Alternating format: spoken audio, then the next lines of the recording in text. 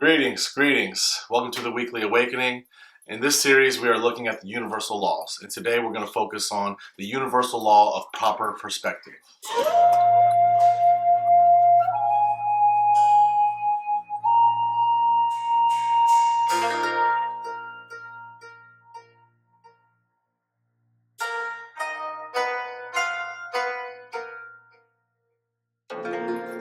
So as I've said before, these 13 universal laws apply to anyone at any time and in any place.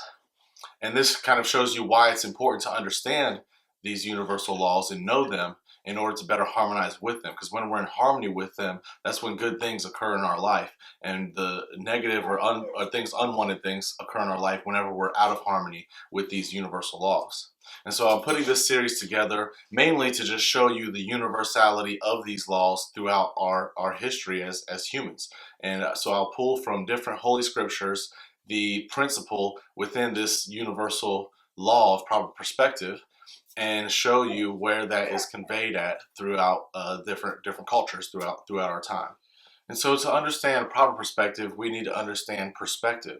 And perspective is your point of view, how you see things from a certain position.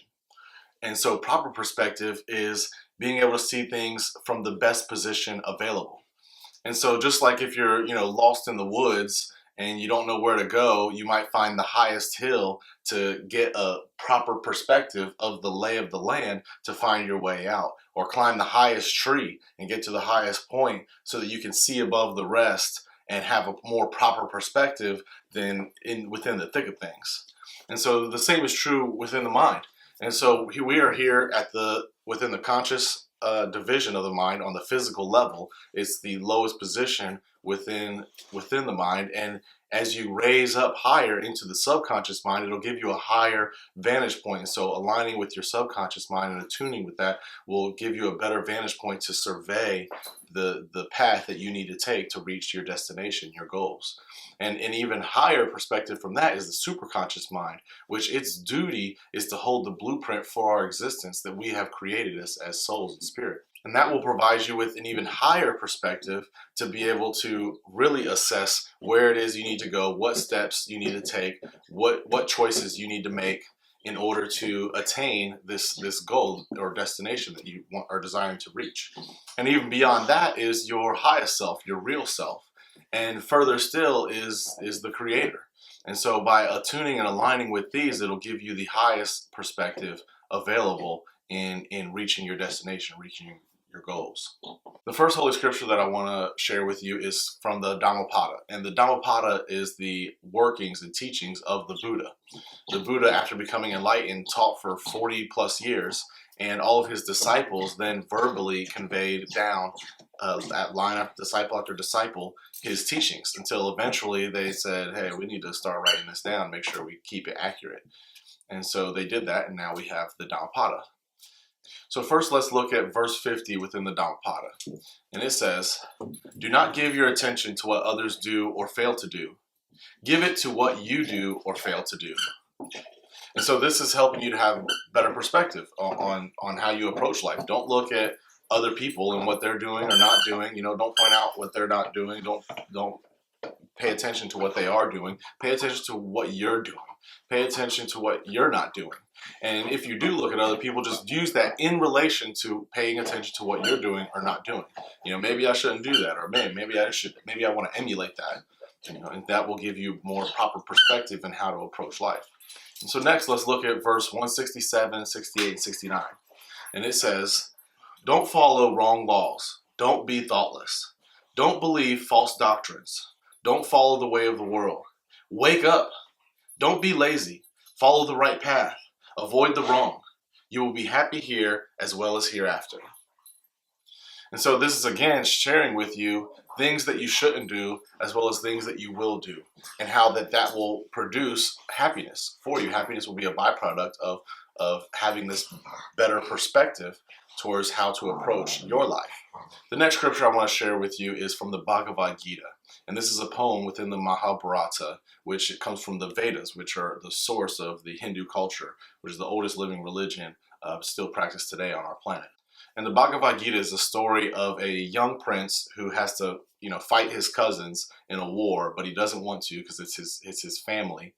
And this is kind of portraying the fight that we have to rise up and take within ourselves. We have to slay all of these unproductive ways of being within ourselves, being angry, being spiteful, being greedy. We have to slay those parts of ourselves in order for the productive, good parts of ourselves, being loving and peaceful and generous, to be able to rise up and come forth. But Arjuna doesn't want to fight them because, it's his family, it's his cousins, people he's known all his life. Those parts of ourselves, we don't want to really, tear down because it's us. It's a part of who we are. We're very familiar with those parts of ourselves. And so Arjuna rises to the middle of the field, throws down his bow, and says that he doesn't want to fight.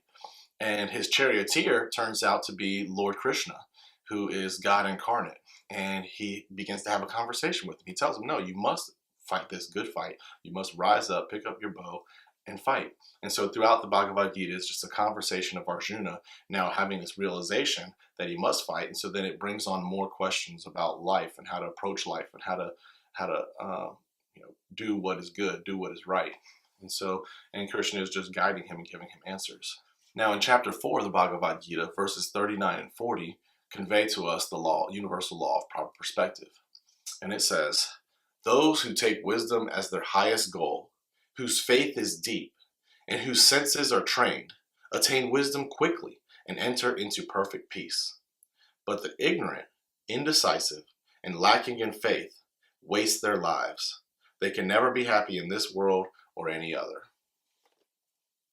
And so once again, we can see how happiness is a byproduct of aligning and harmonizing with the universal law of proper perspective.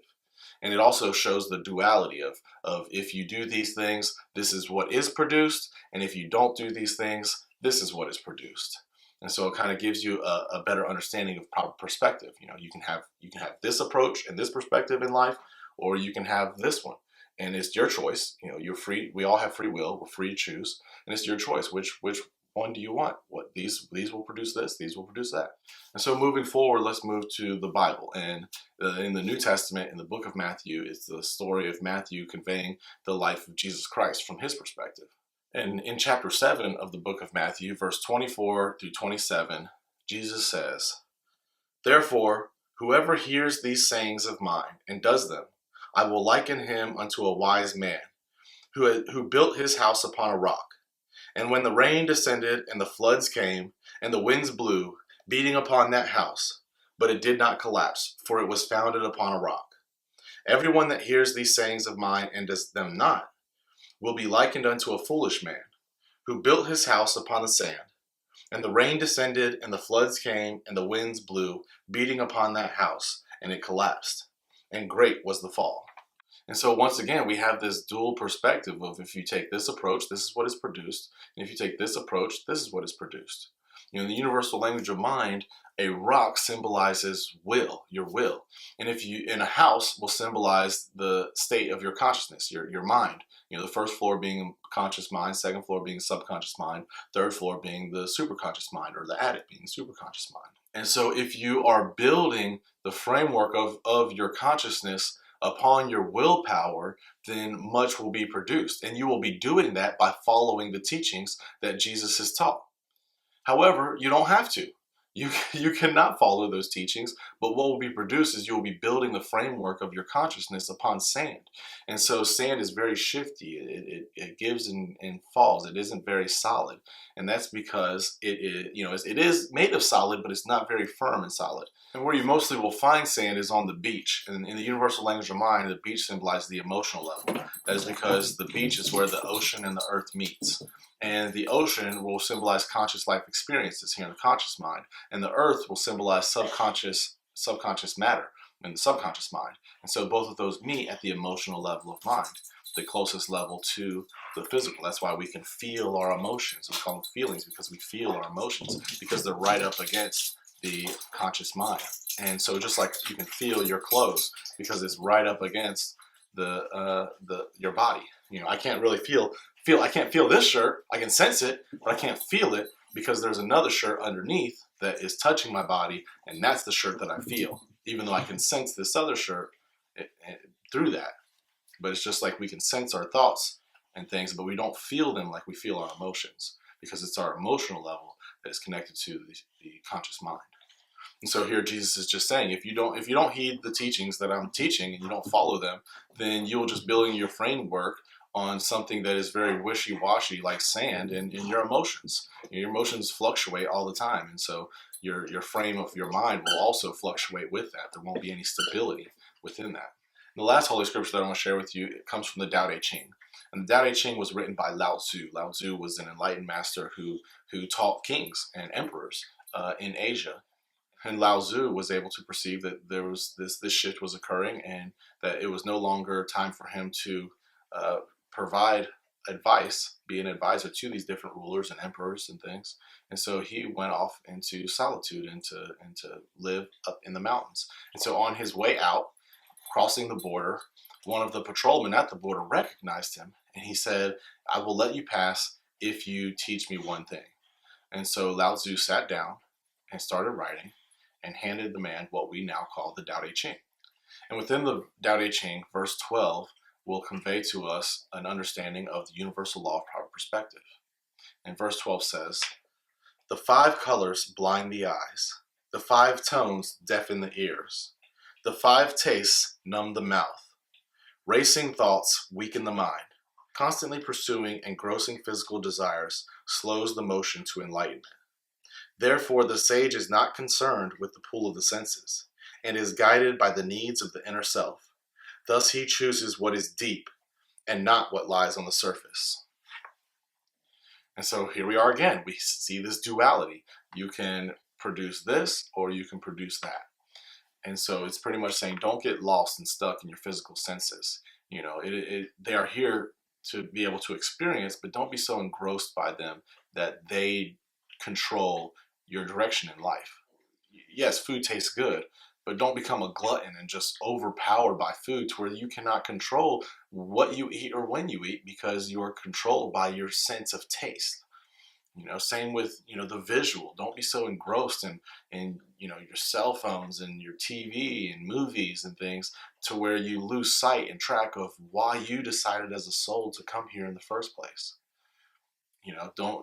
Sex feels great. It's amazing. It's a wonderful experience, but don't be so consumed by the way it makes you feel that you lose sight and lose track of what's important to you.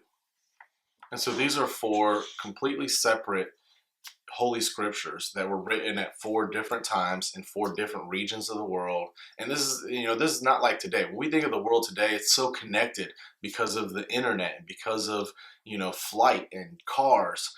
And everything is so connected, but you have to really, take a proper perspective at the history of time. And in those times, none of these cultures were really connected at all. In the Middle East, where Jesus lived and grew up, there was only really that culture. That was the only culture. And so that was the scripture. That was how they conceived God and the universe and the creator. In Asia and Lao Tzu, there was only that culture. And so he wrote this down because it was how he perceived and interpreted the Creator and the Most High and nature. And the same with in India with the Bhagavad Gita and the Buddha. The Buddha studied under many different gurus. He went and sought out every single guru and studied under them. Realized they weren't teaching what he was seeking, and so then he went and sat with nature and became enlightened within a day. He did a lot of work beforehand to do that, but he sat down. He was a stubborn Taurus and said, "I'm not going to move here until I'm become enlightened." But he went to nature to do that and to receive that.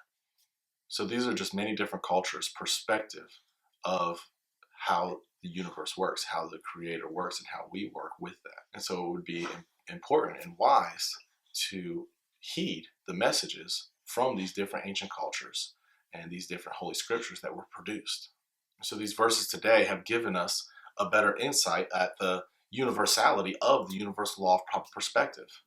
And so by better understanding that, you can then go forth and have a better understanding on your own from within yourself of what the proper universal law of proper perspective is and how you can harmonize with that. But as I said, don't take my word for anything that I'm saying. Don't believe it just because I'm saying it. Take these scriptures and move forward through life and see if this is true for you. See if these experiences are produced and controlled universally by these laws. See if your life is governed by this universal law of proper perspective, so that then you don't have to believe what anyone says. You will create experiences for yourself to where you then know whether this is true or not. So go ahead, go forward throughout your day. I hope you have a peaceful day, and I leave you in peace.